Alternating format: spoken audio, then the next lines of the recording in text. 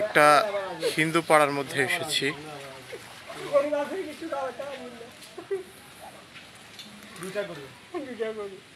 আপনাদের এখানে দুইটা গরু আছে। আমরা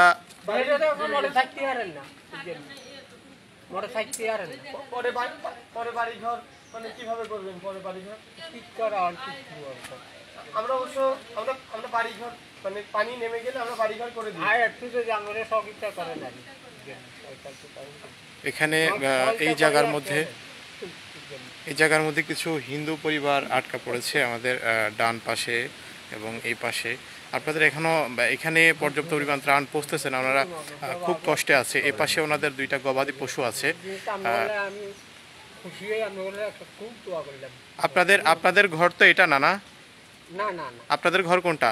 পিছনে এই যে এটা তো একবারে টিন সব হয়ে গেছে, খুলে গেছে মনে হয়। আমরা এখন আপনাদেরকে ইনশাল্লাহ খোঁজ খবর রাখবো। আপনাদের যে গরু আছে এগুলোর খাবার আমরা ম্যানেজ করার চেষ্টা করব।